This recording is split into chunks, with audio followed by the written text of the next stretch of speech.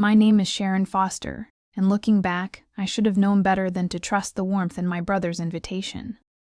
The drive from Vermont to Riverside, Connecticut had taken us 4 hours. 4 hours of Maverick humming along to classic rock while our daughter Willow read in the back seat, her nose buried in a worn copy of Anne of Green Gables. 4 hours of our son Jude asking every 30 minutes if we were there yet. His excitement about seeing Uncle Reed bubbling over like soda left too long in the sun. Maverick had dressed the way he always did. A soft chemise shirt from LL Blan, khakis that had seen better days but fit him perfectly, and the brown leather loafers he'd resoled twice because he claimed they were finally broken in right.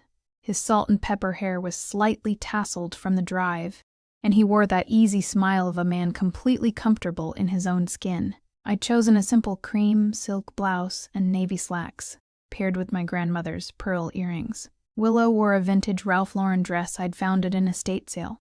Soft pink with delicate embroidery, the kind of quality that lasted decades. Jude had on his favorite polo shirt and pressed khakis, looking like a miniature preppy catalog model, though he'd already managed to wrinkle the front by the time we pulled up the long driveway, shortly after 7:20. In the evening, the mansion rose before us like something out of a film, white columns gleaming in the early evening light, windows ablaze with chandeliers, the lawn manicured to golf course perfection. Luxury cars lined the circular drive, Mercedes, BMWs, a Bentley that probably cost more than most people's houses. Wow, Jude breathed, pressing his face against the window. Uncle Reed lives here. He rents here. I corrected gently, though my stomach was already tightening with unease. Maverick said nothing, but I caught the slight narrowing of his eyes as he took in the scene. That observational look he got when he was writing, cataloging details. Or at least, that's what everyone thought he was doing. I knew better. My husband was always watching, always calculating, though few people ever suspected. The quiet man who introduced himself as a freelance nature writer was anything more than exactly that. We parked between a Tesla and a Jaguar. Our Volvo wagon, reliable, safe, 8 years old, looked like the help's vehicle. The party spilled across the mansion's grand terrace and sprawling lawn, women in designer dresses that probably cost what we spent on groceries in 6 months, men in suits so sharp they could cut glass. The air smelled of expensive perfume, champagne, and the particular scent of wealth, that indefinable mix of privilege and exclusivity that makes the uninitiated feel like they're breathing different air. We made our way up the stone steps. Willa's hand found mine, her palm slightly damp. She was 9 and perceptive enough to sense when she didn't quite fit in, though she'd never say so. "You look beautiful, sweetheart," I whispered to her. She squeezed my hand in response. A coordinator with a clipboard and a smile that didn't reach her eyes intercepted us at the entrance. "Names, please." "Sharon Foster. This is my husband, Maverick Miller, and our children." She scanned her list, her expression shifting almost imperceptibly. Not rude exactly, but cooler. "Ah, yes, the Vermont family." "Right this way." I felt Maverick's hand settle lightly on my lower back as we followed her through the crowd. We passed the VIP zone, a raised section of the terrace with the best view, the best lighting, intimate clusters of cocktail tables draped in ivory linen. That's where I spotted Reed, my younger brother, holding court in a navy suit that probably cost $3,000. He saw us. Our eyes met. For a moment, I expected him to wave us over to introduce us proudly to his fiancé circle. We'd driven 4 hours. I brought a gift, a first edition book I'd found for Helen, something I thought she'd appreciate. Instead, Reed's eyes flickered with something I'd never seen directed at me before. Embarrassment. He glanced at the guests around him, all perfectly coiffed, all radiating that new money shine, then back at us in our LB Ann and vintage Ralph Lauren. He didn't move. The coordinator led us past the VIP zone, past the mean seating area, with its strategic proximity to the bar and the dance floor, past even the secondary tables. We ended up at a round table tucked in the corner near the kitchen door, where servers rushed past, with trays, and the music was muffled by the wall. The lighting was dimmer here. The view was of the service entrance. This was the fringe. "Enjoy the party," the coordinator said, already turning away. Maverick pulled out a chair for me, his movements unhurried. He helped Willa into her seat. Then Jude. When he finally sat down beside me, he was silent. But I saw his jaw tighten just barely, just enough. "Mom? Why are we sitting by the kitchen?" Will asked quietly. "It's fine, honey. We can see everything from here." I lied, my voice bright. But we both knew. The seating wasn't random. It was a statement. Across the terrace, Reed laughed at something one of his guests said. Champagne flute raised high. He didn't look our way again. Maverick leaned back in his chair, his fingers drumming once, twice against the tablecloth. To anyone watching, he looked relaxed, mildly interested in the spectacle around us, but I knew that look. I'd been married to this man for 12 years. He was taking notes, and Maverick Miller's notes always came with consequences. The party hummed around us like an exclusive machine we weren't meant to understand. Waiters glided past our corner table with barely a glance. Their trays angled toward the VIP section. Laughter floated from the center of the terrace, where Reed and his fiancée Helen held court under strings of Edison bulbs that cast everything in a golden flattering glow. Our corner had fluorescent spillover from the kitchen. Jude kicked his feet under the table, still excited despite our exile. "When do we get to eat? I'm starving." "Soon, buddy," Maverick said, ruffling his hair. He'd maintained that easy demeanor since we sat down, but I noticed he'd positioned his chair at a slight angle the better to observe the entire party. "The writer's eye," people always said, always watching for material. If only they knew. Movement caught my attention. Helen was gliding toward us, her champagne-colored dress catching light like sponge sugar. She was beautiful in that calculated way. Every hair in place, makeup applied with surgical precision. Jewelry that announced its price tag without needing words. At 28, she'd perfected the art of looking expensive. She stopped at our table, smile fixed in place like a crown. "Sharon." Her voice carried that particular tone of false warmth I'd heard before, usually right before someone delivered an insult wrapped in concern. "I'm so glad you could make it all the way from Vermont. It must have been quite the journey." 4 hours, I said evenly. "Not bad at all." "Well, you're braver than me." "I couldn't imagine living so far from civilization." She laughed, a tinkling sound, but I suppose that's the artistic lifestyle, isn't it? "Reed told me you work for a nonprofit." "That must be so fulfilling." The way she said fulfilling made it sound like a consolation prize. Maverick's hand found mine under the table, his thumb brushing my knuckles. A silent reminder. Let her talk. "It is," I said simply. Helen's gaze swept over our children, lingering on Willa's dress. "And this must be your daughter. What a sweet vintage dress. Very quaint." Willa's smile faltered. At 9, she couldn't quite parse the insult buried in the compliment. But she felt its edge. "It's Ralph Lauren," I said, my voice measured. "From the 8s, better quality than most things made today." "Oh, absolutely. Vintage can be charming." Helen's smile sharpened.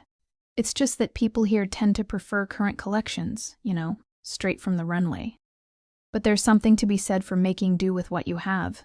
Very resourceful, making do as if we were one step from a thrift store out of necessity rather than choice." A waiter appeared at the VIP section with a tray of canapes. Helen excused herself with a graceful wave and returned moments later, shepherding a small group of guests in our direction, like a safari guide pointing out exotic specimens. "Everyone, this is Sharon Reed's sister." She gestured at me with her champagne flute. "She lives secluded in Vermont to find artistic inspiration and works for a nonprofit. A life that is, well, very chill but surely a bit removed from our fast-paced world, isn't it?" The guests smiled politely, their eyes sliding over us with practiced disinterest. I could read the narrative Helen was spinning. The sister who couldn't hack it in the real world, who'd fled to the countryside to play at being rustic, who now attended events like this as a reminder of what she'd left behind or failed to achieve. "Actually," Maverick said mildly, speaking for the first time since Helen arrived, "Sharon manages complex projects with multiple stakeholders and 7-figure budgets. The nonprofit sector requires quite a bit of pace, just less emphasis on profit margins." His tone was pleasant, conversational even. But there was steel underneath, the kind that most people missed because Maverick had perfected the art of seeming harmless. Helen's smile didn't waver. Of course, nonprofits are so important, though I imagine the salary must be quite modest compared to the private sector. But that's the sacrifice one makes for passion, right? She moved on before I could respond, her entourage following like ducklings. Jude tugged on my sleeve. Mom, I'm really hungry. Can I get one of those things they're carrying around? The buffet table had been set up near the VIP zone. A stunning display of delicacies under warming lights. Jude was already sliding out of his chair when Helen materialized again, as if summoned by his interest. Oh, Jude. She crouched down to his level, her dress pooling around her like liquid gold. I'm not sure those appetizers are quite right for you, sweetheart. Why not? Jude asked Gillis. Well, their foie gras and caviar are very acquired tastes. I'm afraid since you haven't had proper palate training, you'll find them hard to swallow. She tilted her head sympathetically. Tell you what, I'll have the kitchen make something friendlier for you. How about spaghetti or fried chicken? I'm sure you're more used to those at home. The implication hung in the air like smoke. Your family only knows fast food and simple fare. You don't belong at this table, literally or figuratively. Jude looked confused, but I like trying new things. No need, Helen. I stood, placing my hand on Jude's shoulder. My voice was quiet but firm. The children will sit here and eat with their parents. We teach our kids to experience everything. They don't need to be separated. For the first time, Helen's smile cracked slightly. I was only trying to help. We don't need help. I guided Jude back to his chair. But thank you. Helen straightened, her expression cooling several degrees. She glanced at Maverick, perhaps expecting him to contradict me, to apologize for his wife's stubbornness. But Maverick just smiled blandly at her. The way he smiled at everyone. Pleasant, forgettable, utterly unreadable. Suit yourself, Helen said finally, though I'd hate for the children to be uncomfortable. She swept away, leaving a wake of expensive perfume and unspoken judgment. The table fell silent. Willa picked at her napkin. Jude's excitement had dimmed considerably. Across the terrace, Reed remained absorbed in his VIP bubble, laughing and toasting.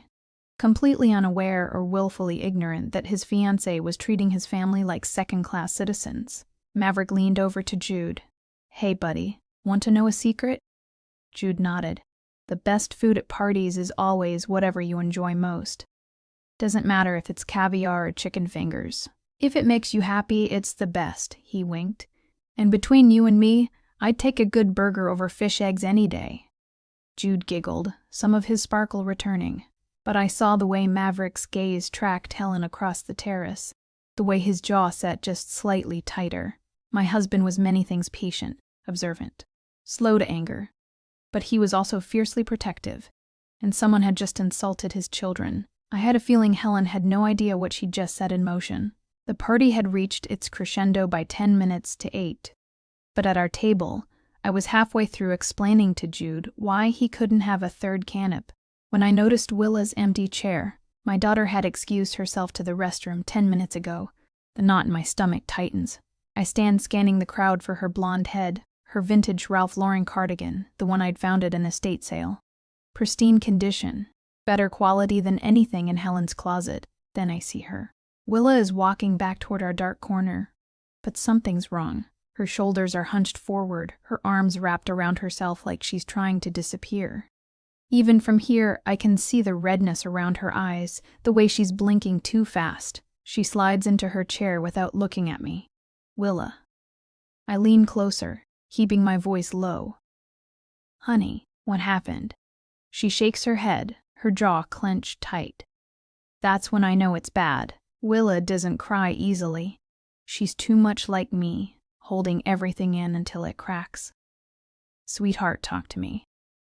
Her voice comes out strangled, barely above a whisper. Can we just go home? My heart breaks. What happened? Some kids. She swallows hard. There were these girls by the bathroom. They were maybe 12 or 13, and they pointed at my shoes. I looked down at her feet, the suede flats, soft taupe, classic silhouette, worn but well maintained. I'd bought them at a vintage boutique in Vermont because they were real quality. The kind that lasts, they said. Willa's voice cracks. They said I was wearing poor person's shoes. They asked if we got them from a donation bin because they looked so old. The rage that floods through me is white-hot and instantaneous. My 9-year-old daughter, my sensitive, brilliant girl who reads 3 grades above her level and volunteers at the animal shelter every weekend, mocked for shoes. I reach for her hand, but before I can say anything, I hear the click of heels on marble.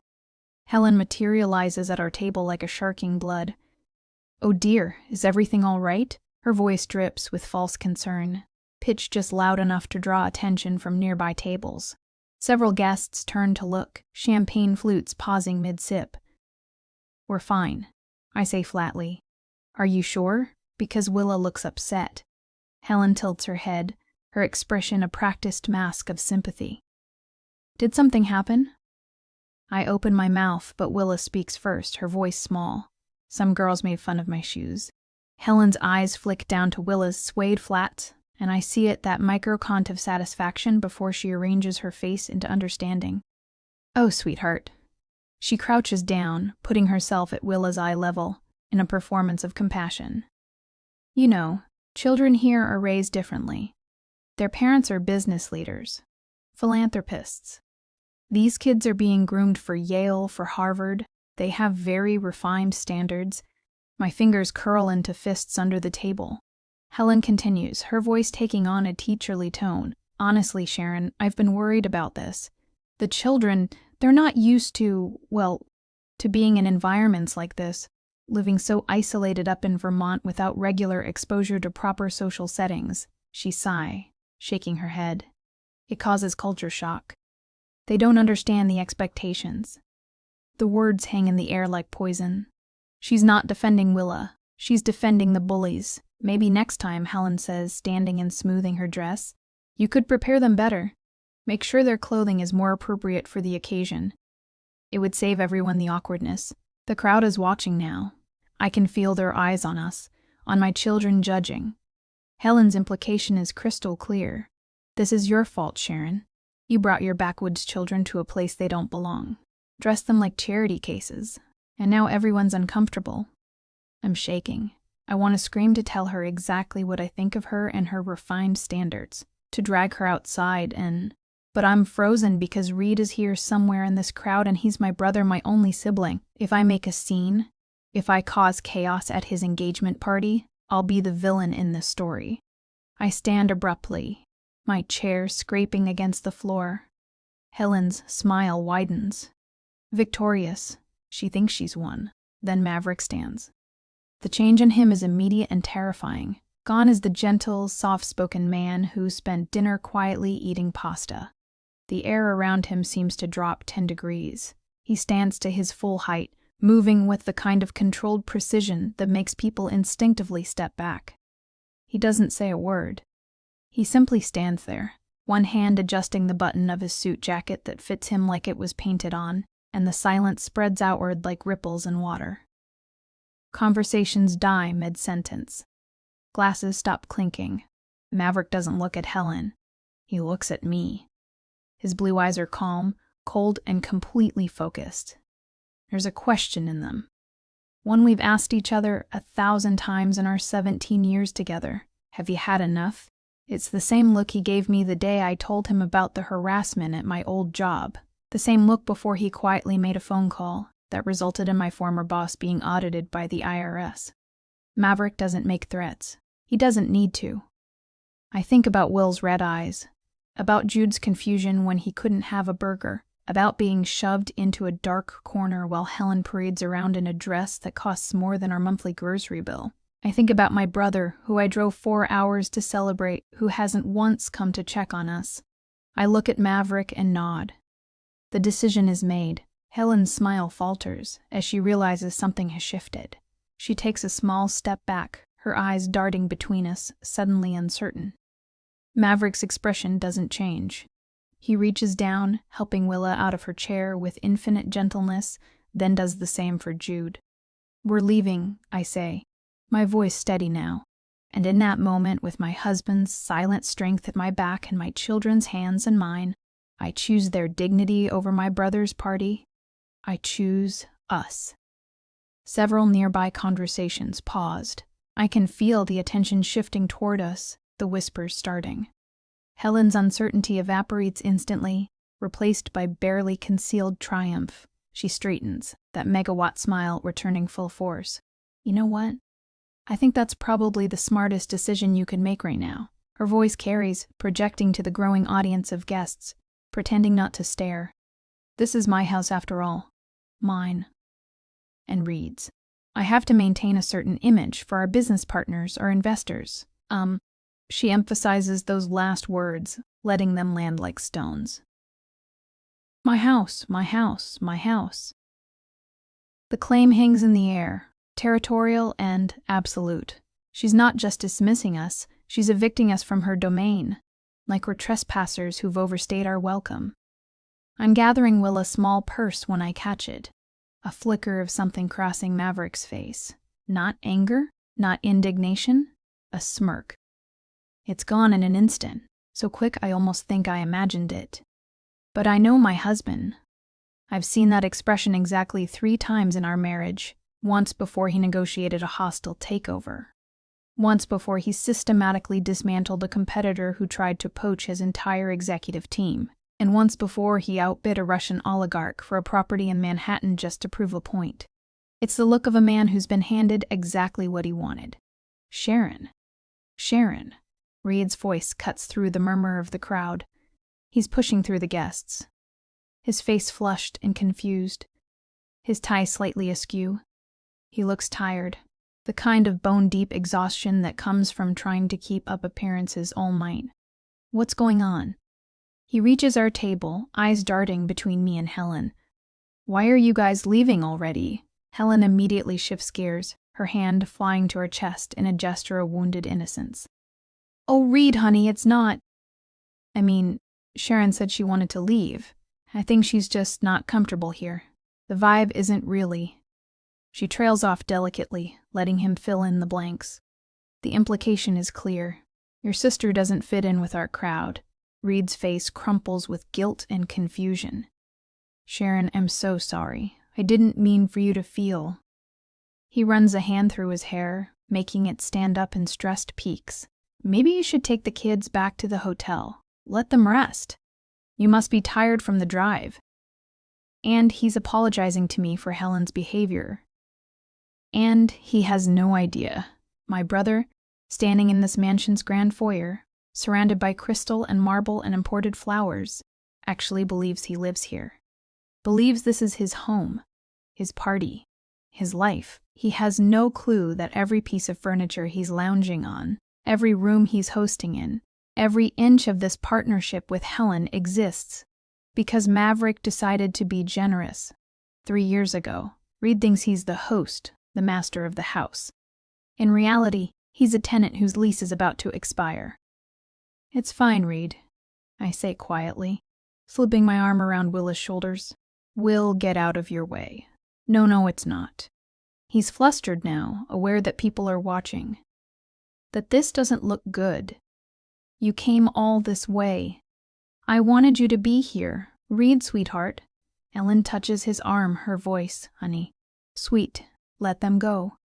Sharon clearly wants to leave, and we have guests to attend to. The Castellanos were asking about the investment timeline, and she's steering him away, redirecting his attention like she always does.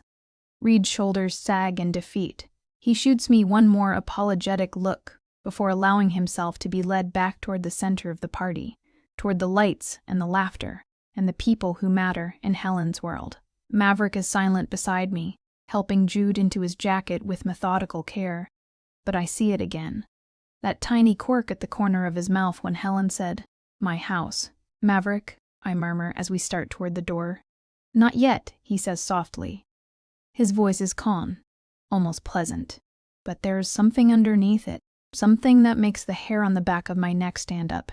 We're almost to the foyer when Helen's voice rings out behind us, bright and performative. Drive safely. And Sharon, maybe next time let us know if you need recommendations for the children's clothing. I know some wonderful boutiques that aren't too expensive.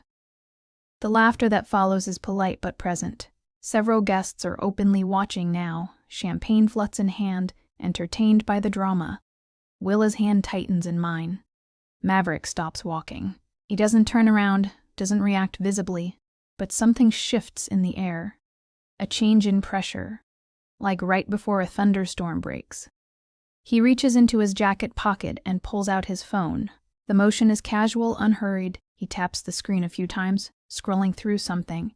Actually, he says, his voice carrying effortlessly across the marble foyer, before we go, there's something I need to discuss with Reed. The room goes quiet. Helen's smile freezes. I'm sorry, what? Maverick finally turns, and the look on his face is pleasant, professional, the expression of someone about to discuss a minor contract detail. Reed, he calls out, could you come here for a moment? It's about the house. My brother emerges from the crowd again now, looking completely bewildered. The house? What about the lease? Maverick says simply, I wanted to give you proper notice in person since we're all here. Reed blinks. Notice? What notice? And just like that, the trap springs shut. The party noise seemed to fade into a dull hum as Maverick stepped forward.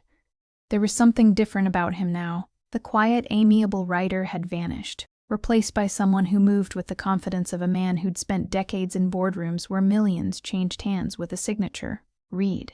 Maverick said, his voice low, but carrying an authority that made several nearby guests turn their heads. Do you remember the name of the parent company on the lease you signed? My brother blinked. Confusion, replacing the embarrassment that had been written across his face moments before. What? Why would that matter right now? Just answer the question, Maverick said, his tone patient but unyielding. Reed's forehead creased as he searched his memory. I think it's Ironwood Holdings. I honestly don't remember the details. I just signed to the agent 3 years ago. Is there a problem with the property management or something? The corner of Maverick's mouth twitched. Not quite a smile, but close.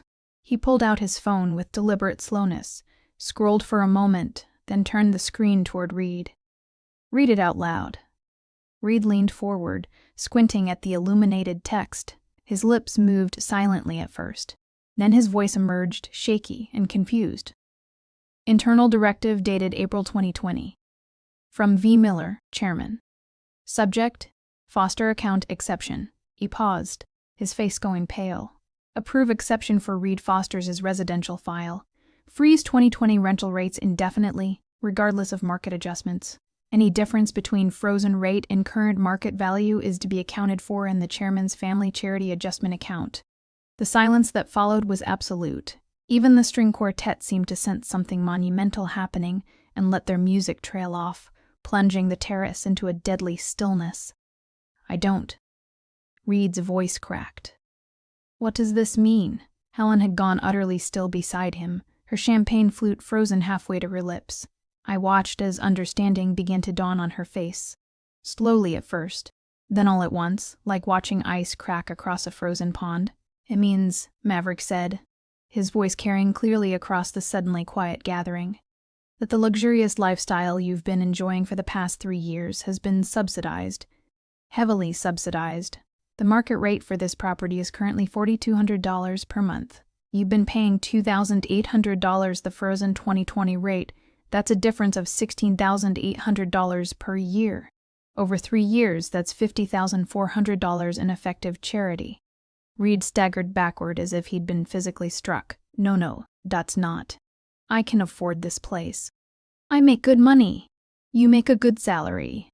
Maverick corrected gently. But you're not rich, Reed. You're what financial advisors call a Henry High earner. Not rich yet. You spend everything you make trying to maintain an image that's beyond your actual means. Without the subsidy, you couldn't afford this address. You certainly couldn't afford it while also funding those European vacations and the luxury car lease and the country club membership Helen insisted on. I watched my brother's face crumble, watched him realize that every dismissive comment Helen had made about people who don't understand quality, every sneering remark about knowing your place in the world, all of it had been built on a Dobby foundation of charity. Charity from the man she'd been mocking all evening. Maverick turned to Helen, whose face had transformed from its usual haughty composure into something raw and exposed. You're right about one thing, Helen. Class cannot be faked. Real class isn't about designer labels or knowing which fork to use or making sure everyone sees your expensive watch. Real class is about character, about how you treat people when you think they can't do anything for you. He paused, letting his words sink in. Around us, the gathered guests stood transfixed, their cocktails forgotten. The class you've been so proud of for 3 years, this address, this lifestyle, this social standing, it's been funded by my family's charity. Every time you look down on someone for wearing El Bean instead of Louis Vuitton, every time you judge someone's worth by their clothes or their car, you were doing it from a position you didn't actually earn. You were living on borrowed elegance. Helen's champagne flute slipped from her fingers, shattering on the marble floor. No one moved to clean it up. Now, Maverick continued, and his voice took on the crisp, businesslike tone I'd only heard him use during the rare phone calls he couldn't avoid. As chairman and majority owner of Ironwood Holdings, I am formally notifying you, Reed Foster, that I am exercising my right of non-renewal as outlined in Section 12, Paragraph 3 of your lease. Agreement. Your current lease expires on the 30th of next month. You have exactly 30 days to secure alternative housing that aligns with your actual budget. The property repossession process will proceed according to Connecticut state law and the terms of your contract. Maverick, please, Reed's voice broke. You can't just... I'm not evicting you, Maverick said, and there was almost kindness in his voice now. That would be cruel and unnecessary. I'm simply declining to renew your lease at the end of its natural term, which is my legal right as the property owner. 30 days is more than sufficient time to find appropriate housing. I'd suggest looking at the developments offered 7. Nice places, good schools nearby, much more aligned with your actual income bracket. He slipped his phone back into his pocket. Those same khaki pockets Helen had mocked earlier for being tragically suburban, and reached for my hand. As for the question of whose house this is, he said, glancing at Helen with something that might have been pity, I think we've established that definitively. But don't worry, you have 30 days to enjoy it. I'd suggest you make the most of them. The crowd parted as we moved toward the door. Everyone suddenly very interested in their shoes or their drinks or anything other than meeting our eyes. I could feel their stares on our backs, could practically hear the mental recalculations happening as they reassessed everything they'd assumed about the quiet couple in the practical clothes. At the door, Reed caught up to us, his face streaked with tears. Maverick, I didn't know. I swear I didn't know you were. Maverick paused, turning back. His hand came up to rest on Reed's shoulder. Not unkindly, but firm. I know you didn't. That was intentional. But Reed, you need to understand something. Your value as a person has nothing to do with this address or that car or any of it. When you figure out where your true worth lies, when you can see it in yourself without needing these expensive props to prove it, then we'll talk. Really talk. But until then, he didn't finish the sentence. He didn't need to. The cool night air hit my face as we stepped outside, and I drew in a deep breath that felt like the first real breath I'd taken in hours. Behind us, the mansion glowed with warm light, but the warmth was deceptive. I could still feel the chill of judgment that had permeated every corner. Will's hand squeezed mine as we walked toward the car. Mama, are we leaving without saying goodbye? Sometimes, I told her. The best goodbye is just walking away with your head held high. Jude was practically bouncing on his toes, his earlier misery forgotten in the excitement of the dramatic exit. Dad was so cool. Did you see Aunt Helen's face? She looked like she swallowed a lemon. Jude, I said, but there was no real reproach in my voice. Maverick unlocked the car, our practical 7-year-old Subaru, with the dent in the rear bumper from when I'd misjudged the garage wall, and we all climbed in. As he started the engine, I glanced back at the mansion one last time. Through the tall windows, I could see figures moving, gathering, no doubt, dissecting everything that had just happened. Reed stood on the front steps, Helen nowhere to be seen. I almost feel bad for him, I murmured. Don't, Maverick said, pulling out of the circular driveway. This is the kindest thing I could do for him. He's been living in a fantasy, and fantasies always end. Better to end it now on our terms than to let him crash even harder down the line. We drove in silence for a few minutes, leaving Riverside's manicured perfection behind us. Then Willa's small voice piped up from the back seat. Daddy, are we richer than Miss Helen? I twisted in my seat to look at her. In the passing streetlights, her face was thoughtful, not proud or gloating, just trying to understand. Why didn't you say so earlier? She continued when she was being mean about our clothes. Maverick caught her eye in the rearview mirror, and I saw that gentle smile I'd fallen in love with all those years ago. That's a good question, sweetheart. And here's the thing. Being rich isn't about showing off or making sure everyone knows how much money you have. It's definitely not about yelling at waiters or making people feel small. He paused at a red light, taking the moment to turn around and look at both kids. True wealth, real wealth, is having the power to protect your family and set things right without needing to raise your voice. It's being secure enough in who you are that you don't need everyone else's approval. Today I taught Miss Helen a lesson in respect, something all her money and designer clothes can never buy her. But she was so mean to you, Willa said, her voice small. She called your jacket tragic. She did, Maverick agreed, facing forward as the light turned green. And you know what? It is a 10-year-old jacket from LL Ban. The elbow patches are wearing thin, and it's probably not what anyone would call fashionable. But it's comfortable. It keeps me warm, and it reminds me of who I really am, under all the business suits and board meetings. Sometimes the most expensive thing you can wear is authenticity. Jude, who'd been unusually quiet, suddenly asked, "What's going to happen to Uncle Reed and Aunt Helen?" I considered the question carefully. They're going to have to learn to stand on their own 2 feet to build a life based on what they actually have, not on what they're pretending to have. Will Uncle Reed be okay? Will asked. Eventually, I said, and I believed it. Your uncle is smart and capable when he's not trying so hard to impress people. This might be the wake-up call he needs. As for Helen, I trailed off, uncertain. She made her choices, Maverick finished quietly. We all do. And then we live with them. The lights of Riverside faded behind us, giving way to darker roads, older trees, the authentic Connecticut that existed beyond the manufactured perfection of new money enclaves. Our headlights carved a path through the gathering darkness, leading us home not to a mansion that required a trust fund to maintain, but to our farmhouse in Vermont, with its creaky floors and drafty windows and garden where we grew actual vegetables. Willa yawned, her head drooping against Jude's shoulder. In the rearview mirror, I watched my children settle into the comfortable silence of a car ride home, the drama already fading from their minds. They'd remember this night. I knew they would, but not as trauma. As a lesson, Maverick's hand found mine across the center console, his callous writer's fingers intertwining with my own. We didn't need to say anything. We'd weathered the storm together, protected our children, and walked away with our dignity intact.